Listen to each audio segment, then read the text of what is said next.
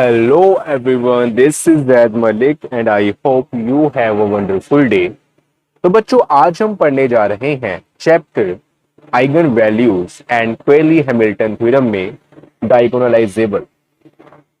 तो बच्चों ये जो हमारा टॉपिक है डायगोनलाइजेबल, इसमें एक्चुअली हमने क्या पढ़ना है कि हमने मैट्रिक्स की फॉर्म पढ़नी है जिसमें सिर्फ डायगोनल में हमारे एलिमेंट हों।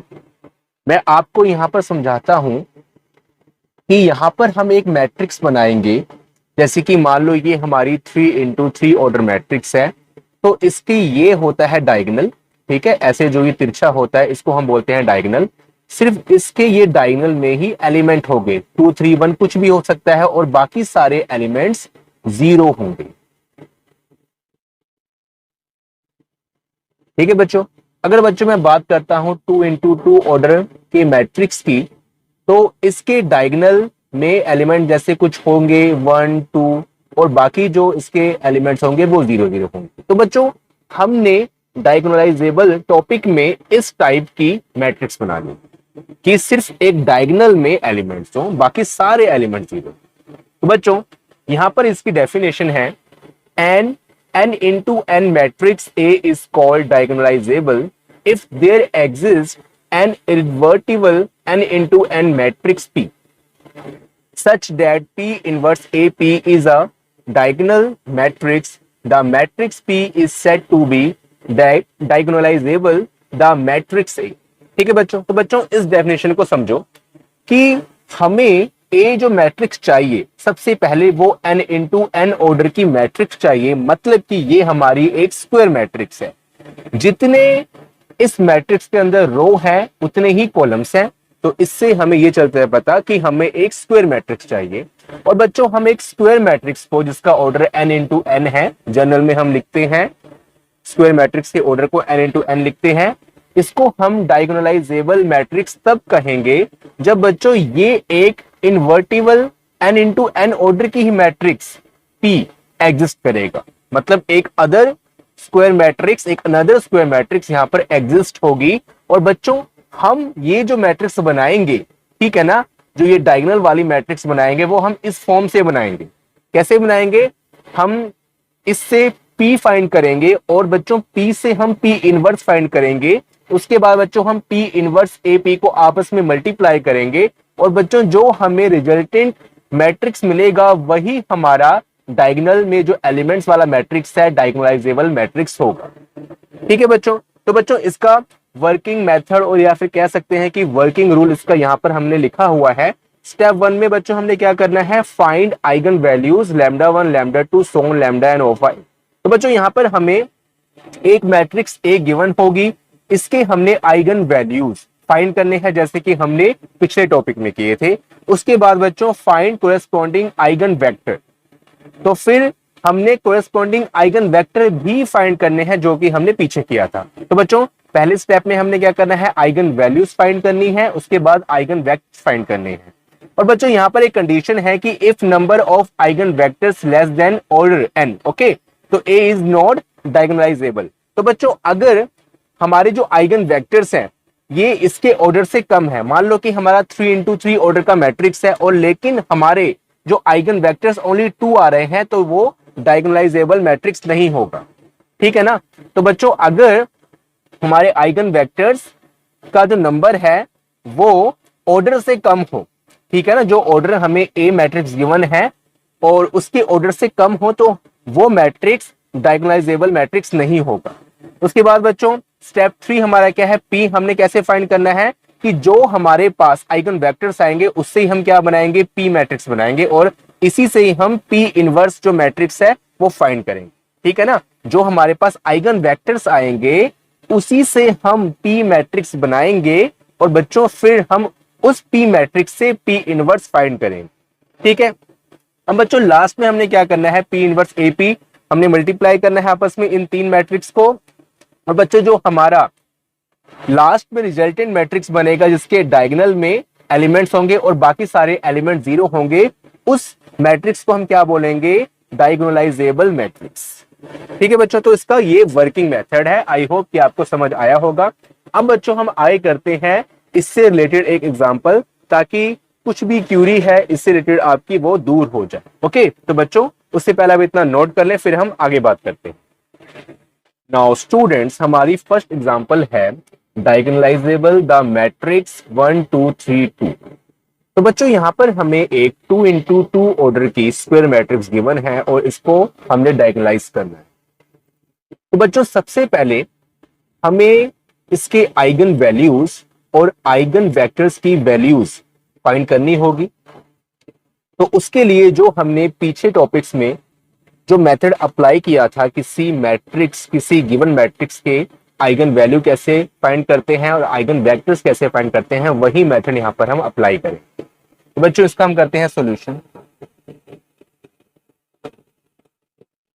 जो मैट्रिक्स बच्चों हमें गिवन है उसको हम एक नाम दे देंगे और यहां पर हम लिख देंगे लेट A इक्वल टू 1 2 3 2। और बच्चों साथ में ही हम एक आइडेंटिटी मैट्रिक्स जो कि इसके ऑर्डर पर डिपेंड करेगा, ए मैट्रिक्स के ऑर्डर पर डिपेंड करेगा, एक वो बनाएंगे एंड I इक्वल टू 1 0 0 1। अब बच्चों हमने क्या करना है कि ये जो आइडेंटिटी मैट्रिक्स है इससे हमने लैम्डा आई बनाना है। तो जब बच्चों हम इसमें लैम्डा आई मल्टीप्लाई करेंगे, मतलब आई में लैम्डा मल्टीप्लाई करेंगे, तो बच्चों ये हमारा क्या बन जाएगा, लैम्डा 0 0 लैम्डा। ओके, अब बच्चों हमने आगे क्या फाइंड करना है, नाउ हमने बच्चों फाइंड करना है a minus lambda I. Okay, तो बच्चों a माइनस लैम्डा आई हमारा क्या होगा, a की वैल्यू को हम यहां पर पुट करेंगे 1 2 3 2 माइनस लैम्डा आई की वैल्यू को हम यहां पर पुट करेंगे लैम्डा 0 0 लैम्डा और इसको हम सब्ट्रैक्ट करेंगे 1 minus lambda 2 minus 0 3 minus 0 2 minus lambda. Okay, अब बच्चों हमारे पास a माइनस लैम्डा आई की वैल्यू फाइंड हो गई, हमने पता कर ली। अब बच्चों हमने आगे इसकी बनानी है कैरेक्टरिस्टिक इक्वेशन। तो बच्चों यहां पर हम लिखेंगे नाउ कैरेक्टरिस्टिक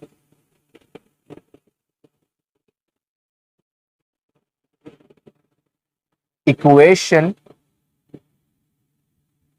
इज। तो बच्चों कैरेक्टरिस्टिक इक्वेशन हमारी क्या होती है, determinant a minus lambda I equal to 0, मतलब कि हमें इसका डिटरमिनेंट फाइंड करना होगा। तो बच्चों ये हमारा a माइनस लैम्डा आई की मैट्रिक्स का वैल्यू है। तो बच्चों यहां पर हम फाइंड करेंगे, देखें यहां हम लिखेंगे determinant a minus lambda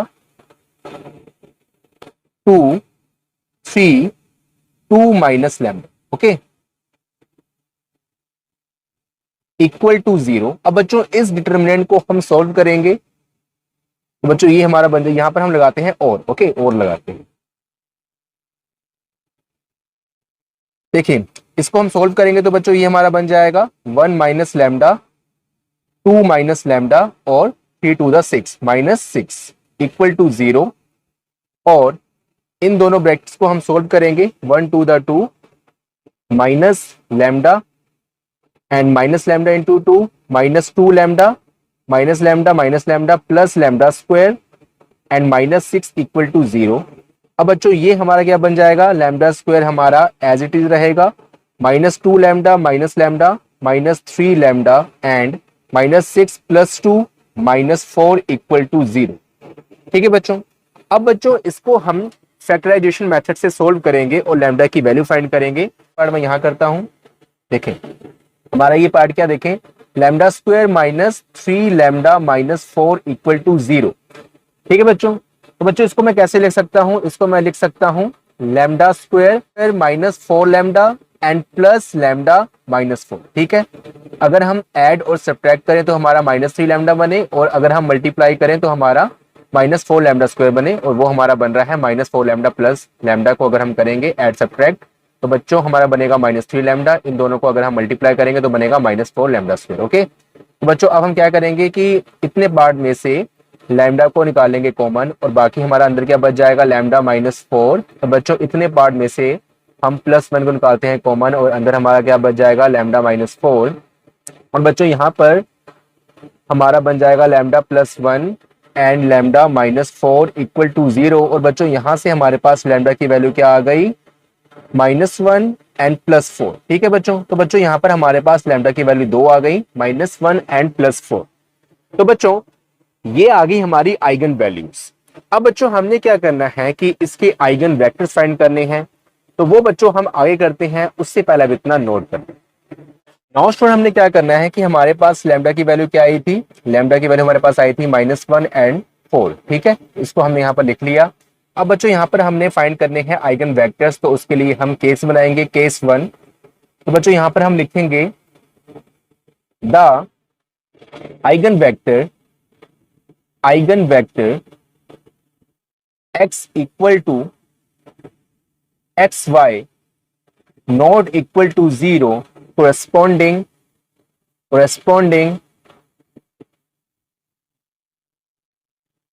to the eigen value lambda equal to -1। तो बच्चों पहले हम आइगन वेक्टर फाइंड करते हैं लैम्डा इक्वल टू -1 के लिए, इज गिवन बाय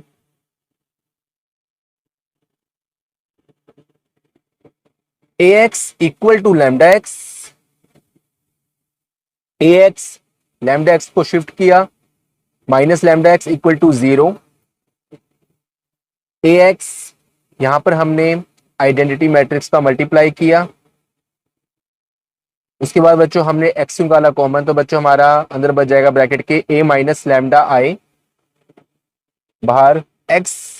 अब बच्चों हमने लैम्डा की जगह पर -1 पुट किया, तो बच्चों यहाँ पर पहले से माइनस है और -1 पुट करेंगे तो बच्चों ये हमारा बन जाएगा +1, मतलब कि a प्लस आई हो जाएगा, x इक्वल टू 0। ठीक है बच्चों, अब बच्चों हमने क्या करना है कि इसके अकॉर्डिंग अपनी फॉर्म बनानी है, तो a प्लस आई। और ये कैसे बना, जब हमने लैम्डा की जगह पर -1 पुट किया। ठीक है बच्चों, तो अब देखें बच्चों a माइनस लैम्डा आई की वैल्यू ये है, तो यहाँ पर a प्लस आई हमारा कैसे बनेगा, जब हम लैम्डा की जगह पर -1 पुट करेंगे। तो बच्चों देखें ये हमारा क्या बन जाएगा, a प्लस आई 1 माइनस -1 मतलब कि 1 + 1। ओके, तो बच्चों ये हमारा क्या बन जाएगा 2, और ये 2 हमारा रहेगा एज इट इज, 3 हमारा रहेगा एज इट इज। और बच्चों यहाँ पर क्या बन जाएगा 2 माइनस, और यहाँ पर -1 पुट करेंगे तो बन जाएगा 3। ओके, और बच्चों ये x है जो हमारा, इसकी वैल्यू हम यहाँ पर पुट कर देंगे xy small x small y equal to 0 0। ठीक है, ये ओ मैट्रिक्स है तो 0 0 हो जाएगा बच्चों।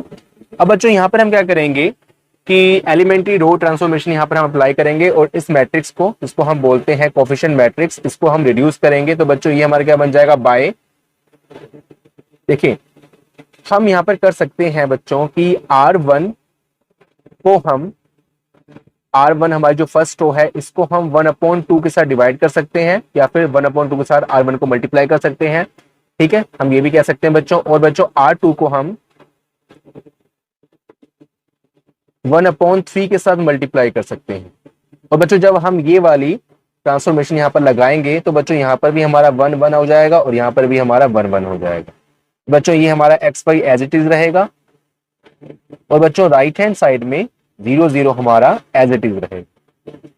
ठीक है बच्चों, अब बच्चों हमने आगे क्या करना है कि इस मैट्रिक्स को और रिड्यूस करना है, तो उससे पहले अब इतना नोट कर लें, फिर हम आगे बात करते हैं। नाउ स्टूडेंट्स इसके बाद हमने यहां से स्टार्ट करना है, तो बच्चों आगे हम क्या कर सकते हैं, देखें हम यहां पर लगा सकते हैं कि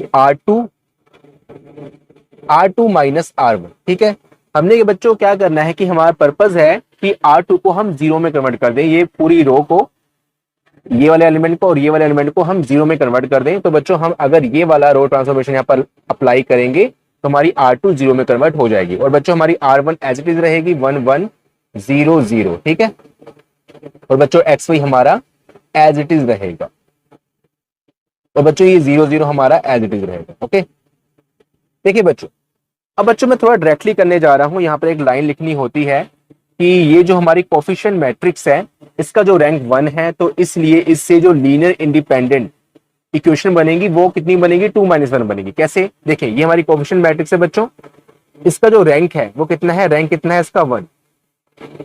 जैसे कि मैंने आपको पिछले टॉपिक में करवाया, आप वहां से देख लेना अगर आपने वो पढ़ा होगा तो। ठीक है बच्चों, इसका रैंक 1 है क्योंकि इसमें ओनली 1 नॉन जीरो रो है। ठीक है, ये वाली मैट्रिक्स में इसको हम बोलते हैं कोफिशिएंट मैट्रिक्स। अब बच्चों यहां से हमें ये चलेगा पता है कि हमारे आइगन वेक्टर्स कितने होंगे। तो बच्चों हमने क्या देखना है कि इसका देखना है ऑर्डर, इसका ऑर्डर है 2। ठीक है ना, 2x2 ऑर्डर की मैट्रिक्स है बच्चों, तो इसका हम जनरली ऑर्डर लेते हैं 2, और 2 में से जितना इसका रैंक है वो हम सब्ट्रैक्ट करते हैं, और बच्चों जो हमारा नंबर आता है उतनी हमारी लीनियर इंडिपेंडेंट इक्वेशन होती है, मतलब कि उतनी हमारे क्या होंगे, आइगन वेक्टर्स होंगे। तो बच्चों ये हमारे क्या है, लीनियर इंडिपेंडेंट इक्वेशंस हमारी कितनी होगी, ओनली 1 होगी। ठीक है बच्चों, तो बच्चों ये वाला जो पोर्शन है इसको मैं रब कर देता हूं और यहां पर आपको बताता हूं कि हमने क्या करना है। तो बच्चों अब देखिए इससे हम बनाएंगे इक्वेशन। तो बच्चों जब हम इस मैट्रिक्स को और ये एक्स वाई वाली मैट्रिक्स को आपस में मल्टीप्लाई करेंगे तो बच्चों हमारे पास लेफ्ट हैंड साइड में क्या आएगा, x plus y equal to 0। ठीक है, तो बच्चों सेकंड रो हमारी 0 0 है, तो सेकंड हमारी जो इक्वेशन बनेगी वो 0 0 ही होगी। ठीक है, लेफ्ट हैंड साइड में 0 होगी और राइट हैंड साइड में भी 0 होगी, तो मतलब इससे हमें सिर्फ एक इक्वेशन मिली। ठीक है बच्चों, एक्स वाई। अब बच्चों यहां से मैं इक्वेशन ये 1 से, या इसको मैं नाम नहीं देता 1 क्योंकि पहले मैं नाम दिया हुआ है, तो इसको मैं ऐसे ही रहने देता हूं बच्चों। ठीक है, इस इक्वेशन से बच्चों मैं x की वैल्यू फाइंड कर सकता हूं, x की वैल्यू हमारे पास आ जाएगी -y। अब बच्चों हम अपनी तरफ से इमेजिन करके y की या x की कुछ भी वैल्यू पुट कर सकते हैं। तो बच्चों यहां पर मैं y की वैल्यू को पुट करता हूं -1, क्या -1 पुट करूंगा बच्चों। ठीक है, मैं तो बच्चों यहां पर हमारे पास पुट y इक्वल टू -1। अगर बच्चों मैं y को -1 पुट करूंगा तो बच्चों हमारे पास x की वैल्यू क्या हो जाएगी, माइनस, और -1 क्या हो जाएगा, +1। ठीक है, तो बच्चों इससे हमें क्या चल गया पता कि x की वैल्यू हमारे पास 1 आ गई और y की वैल्यू हमारे पास -1 आ गई। ठीक है बच्चों, अब बच्चों इसके बाद हमने क्या करना है कि जो हमारा आइगन वेक्टर था, मतलब कि x y जो ये एलिमेंट्स आए हैं यहाँ पर हमने पुट कर देने हैं। तो बच्चों हमारे पास आइगन वेक्टर क्या आ गया, 1 और -1। ठीक है, तो बच्चों ये हमारा रिक्वायर्ड आइगन वेक्टर हो गया फॉर लैम्डा इक्वल टू -1। अब बच्चों हमने सेकंड आइगन वेक्टर फाइंड करना है फॉर लैम्डा इक्वल टू 4 के लिए। तो बच्चों वो हम आगे करते हैं, उससे पहले अब इतना नोट कर। अब बच्चों हमने लैम्डा इक्वल टू 4 के लिए आइगन वेक्टर फाइंड करना है। तो बच्चों हम यहीं से स्टार्ट करेंगे, ax equal to lambda x. Lambda x को मैं लेफ्ट हैंड साइड में शिफ्ट करूंगा तो बच्चों ये हमारा बन जाएगा ax minus lambda x equal to 0।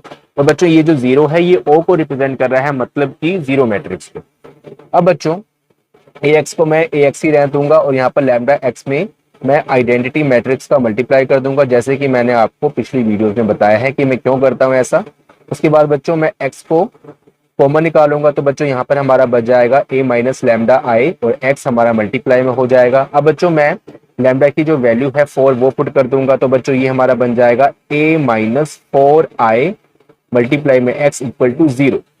अब बच्चों हमने क्या करना है कि a माइनस 4i की वैल्यू पुट करनी है।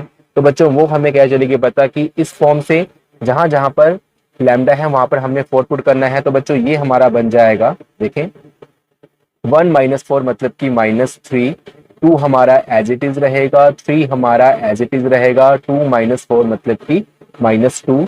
तो बच्चों ये जो x मैट्रिक्स है एक्स वाई इसकी वैल्यू है, इसको हमने यहाँ पर पुट कर देना है। ठीक है बच्चों, तो बच्चों ये जो हमारा 0 मैट्रिक्स है इसके भी एलिमेंट्स को हमने यहाँ पर ओपन करके लिख देना है। अब बच्चों हमने क्या करना है कि इस कोफिशिएंट मैट्रिक्स को, ये हमारी कोफिशिएंट मैट्रिक्स है, उसको बच्चों हमें रिड्यूस करना है। तो वो बच्चों हम कैसे कर सकते हैं, तो बच्चों यहाँ पर हम अप्लाई करेंगे बाय R2 बाय R2 में हम रो ट्रांसफॉर्मेशन अप्लाई करेंगे। तो बच्चों हम R2 को R1 के साथ ऐड करेंगे। जब बच्चों हम ये वाली रो ट्रांसफॉर्मेशन अप्लाई करेंगे तो हमारा R1 तो एज इट इज रहेगा, लेकिन बच्चों 3 माइनस 3 हमने ऐड करना है तो ये 0 हो जाएगा, -2 + 2 0 हो जाएगा बच्चों। और बच्चों एक्स वाई हमारा एज इट इज रहेगा ये, और ये राइट हैंड साइड में 0 0 हमारा एज इट इज रहेगा। अब बच्चों ये जो हमारी मैट्रिक्स बनी है ये हमारी कोफिशिएंट मैट्रिक्स है और इसका जो रैंक है वो 1 है, क्योंकि इसमें ओनली 1 नॉन जीरो रो है। और बच्चों इसका ऑर्डर कितना है, 2 into 2 ऑर्डर की मैट्रिक्स है, तो मतलब इसका जनरली ऑर्डर 2 है और इसका रैंक कितना है 1, तो 2 - 1 = 1, मतलब कि इसमें ओनली 1 लीनियर इंडिपेंडेंट इक्वेशन है, मतलब कि बच्चों इससे सिर्फ एक आइगन वेक्टर बनेगा। अब बच्चों इससे हम बनाएंगे इक्वेशन, तो बच्चों इक्वेशन क्या बनेगी, हम ये वाली और ये वाली मैट्रिक्स को आपस में मल्टीप्लाई करेंगे, तो बच्चों हमारे पास इक्वेशन आएगी -3x एंड +2y = 0। ठीक है बच्चों।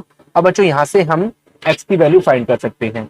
ठीक है, तो बच्चों x की वैल्यू हमारे पास क्या आएगी, देखिए पहले यहाँ पर है -3x = -2। ठीक है, ये जो 2y है इसको मैं शिफ्ट कर दूंगा राइट हैंड साइड में, तो ये बन जाएगा -2y, माइनस से माइनस कैंसिल हो गया बच्चों। तो बच्चों यहाँ पर हमारे पास x की वैल्यू क्या आ जाएगी, x की वैल्यू हमारे पास आ जाएगी 2y/3। ठीक है बच्चों। अब बच्चों हमने क्या करना है, यहाँ पर y की वैल्यू को हम अपनी मन मर्जी के अनुसार पुट करते हैं। तो बच्चों हमने y की वैल्यू को 3 पुट किया, तो बच्चों मैंने y की वैल्यू को 3 पुट किया यहाँ पर, तो बच्चों ये हमारा क्या बन जाएगा 2 × 3/3, 3 से हमारा 3 कैंसिल, मतलब कि x की वैल्यू 2 आ गई।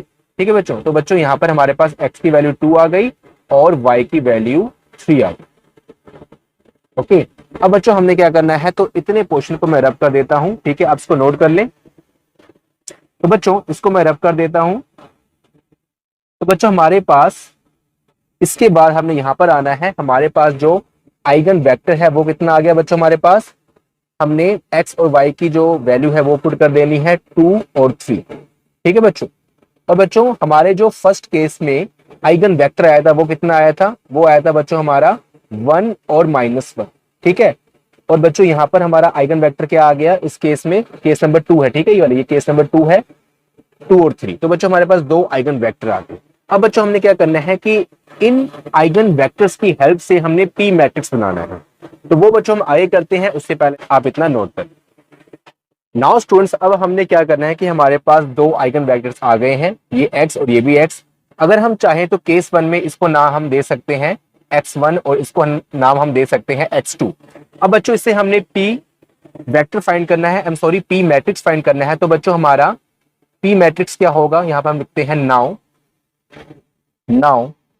बच्चों हमारा p मैट्रिक्स क्या होता है, x1 और x2। ठीक है, हमने x1 और x2 की वैल्यू पुट कर देनी है। तो बच्चों p मैट्रिक्स हमारा हो जाएगा, x1 के एलिमेंट्स है 1 - 1, ठीक है, वर्टिकल में है, और बच्चों x2 के एलिमेंट्स है 2 3। ठीक है बच्चों, हमारा ये p मैट्रिक्स हो गया। अब बच्चों यहां पर हमने p इनवर्स फाइंड करना है। तो बच्चों p इनवर्स हम कैसे फाइंड करते हैं मैं आपको बताता हूं। देखिए p इनवर्स का फॉर्मूला होता है एडजॉइंट p। ठीक है, ADJ एडजॉइंट p और p का डिटरमिनेंट। ठीक है, तो बच्चों यहां पर हमें ये p मैट्रिक्स का एडजॉइंट चाहिए और इसका डिटरमिनेंट चाहिए। तो बच्चों सबसे पहले हम फाइंड करते हैं इसका डिटरमिनेंट। बच्चों इसका डिटरमिनेंट क्या होगा, 3 1 3, और यहां पर माइनस है, तो बच्चों ये बन जाएगा 2 × 1 2 हो जाएगा। ठीक है, तो बच्चों ये हो जाएगा हमारा 5। अब बच्चों एडजॉइंट p हमारा क्या होगा, तो बच्चों एडजॉइंट p हमारा कैसे हम फाइंड कर सकते हैं, देखिए जो हमें p मैट्रिक्स गिवन है वहां पर बच्चों हमें जो ऐसे एलिमेंट्स गिवन है, ठीक है, इसके डायगोनल में इन दोनों को हम चेंज कर देंगे, इंटरचेंज कर देंगे। तो बच्चों जहां पर 1 है वहां पर हम लिखेंगे 3 और जहां पर 3 है वहां पर हम लिखेंगे 1। ठीक है बच्चों, तो बच्चों जो ऐसे वाले जो हमारे एलिमेंट्स है इसमें हम माइनस माइनस का मल्टीप्लाई कर देंगे। तो बच्चों जब हमने माइनस यहाँ पर 2 में माइनस का मल्टीप्लाई किया तो बच्चों ये बन जाएगा -2, और यहाँ पर 1 में हमने जब माइनस का मल्टीप्लाई किया तो बच्चों ये हमारा बन जाएगा +1। ओके बच्चों, तो ये हमारा एडजॉइंट p आ गया और इससे हम p इनवर्स फाइंड कर सकते हैं बच्चों। तो बच्चों यहाँ पर क्या है हमारा एडजॉइंट p अपॉन p का डिटरमिनेंट। ओके, तो बच्चों एडजॉइंट p हमारा कितना है 3 -2 1 1। ओके, और डिवाइड में है मतलब डिनोमिनेटर में है इसका डिटरमिनेंट मतलब कि 5। ओके, अब बच्चों इसको हम ऐसे भी लिख सकते हैं, इसको मैं रब कर देता हूं बच्चों। देखिए आप इतना उतार ले, ठीक है, आप इतना उतार लें बच्चों, इसको मैं रब कर देता हूं। तो बच्चों हमारे पास ये क्या आ गया 1/5 3 -2 1 1।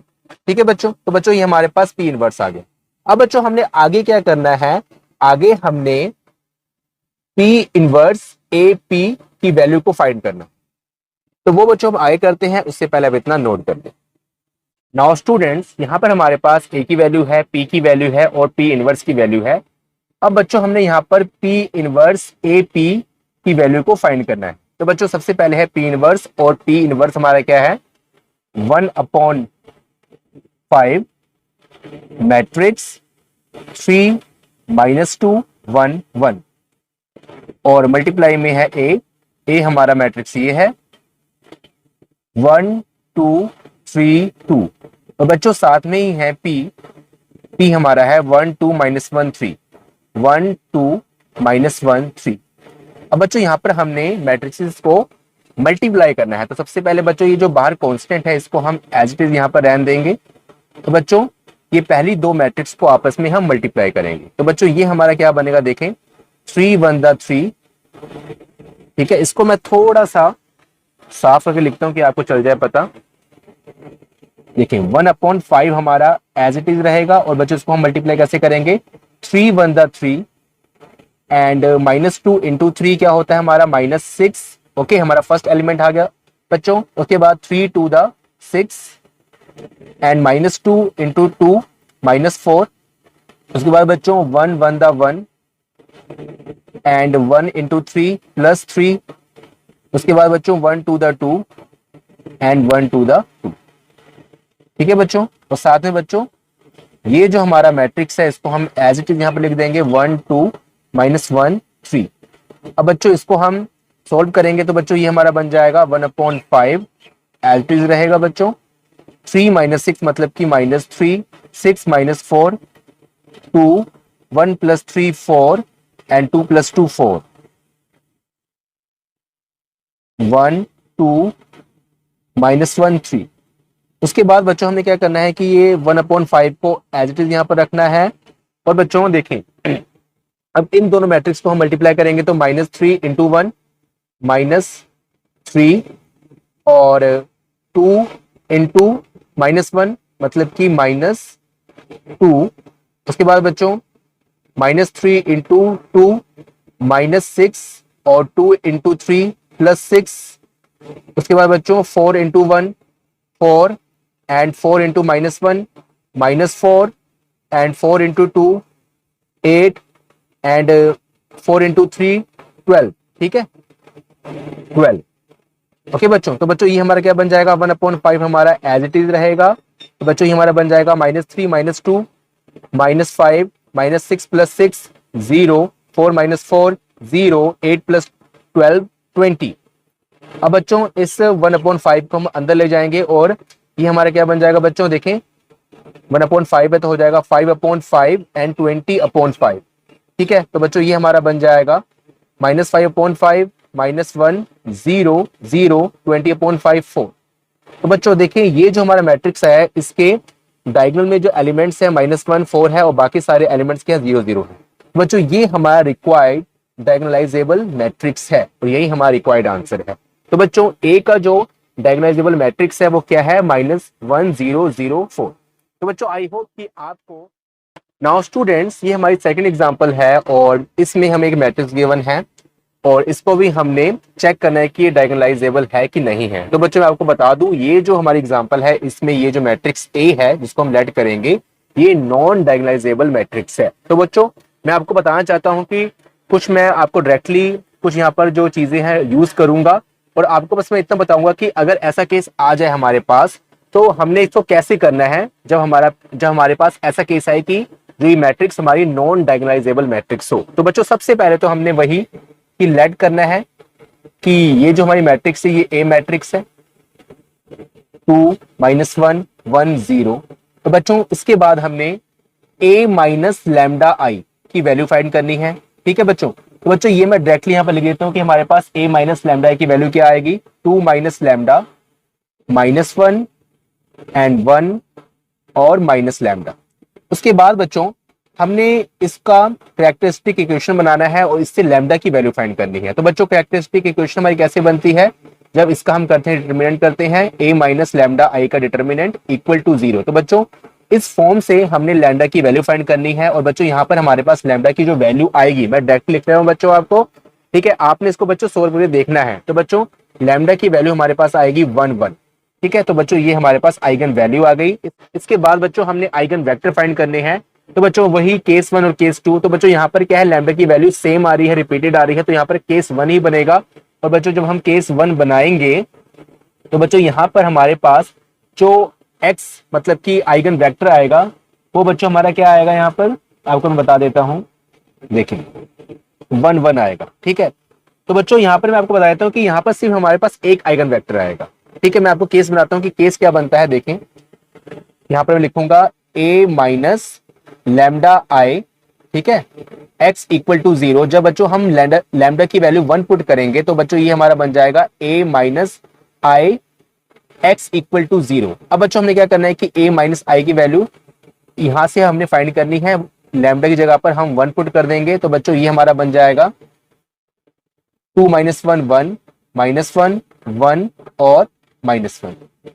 तो बच्चों ये हमारा बन जाएगा एक्स वाई इक्वल टू 0 0। ठीक है बच्चों, अब बच्चों इसको हम क्या करेंगे कि इसको हम रिड्यूस करेंगे। तो बच्चों यहां पर हम लगाएंगे बाय R2 माइनस R1। तो बच्चों ये हमारा बन जाएगा 1 हमारा माइनस 1 एज इट इज रहेगा, R1 हमारा एज इट इज रहेगा, और बच्चों R2 हमारा 0 0 में कन्वर्ट हो जाएगा।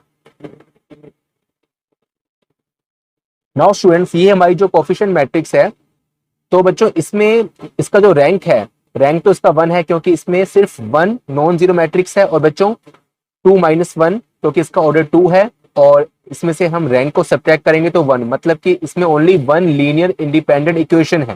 ठीक है बच्चों, और उससे बच्चों जो हमारा आइगन वेक्टर बनेगा वो ये बनेगा। ठीक है, जब इससे हम इक्वेशन बनाएंगे तो बच्चों देखें आइगन वेक्टर तो हमारा ये बन गया।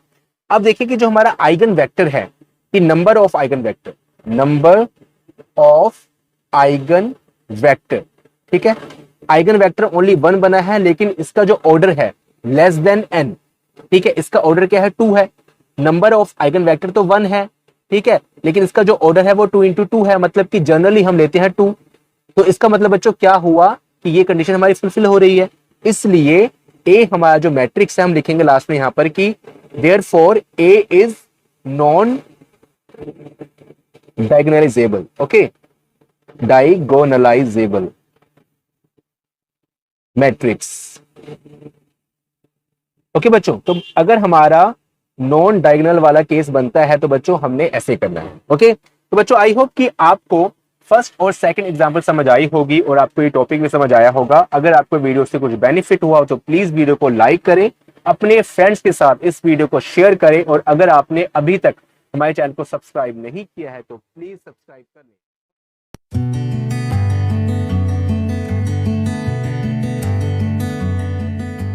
Please subscribe my channel. Thank you.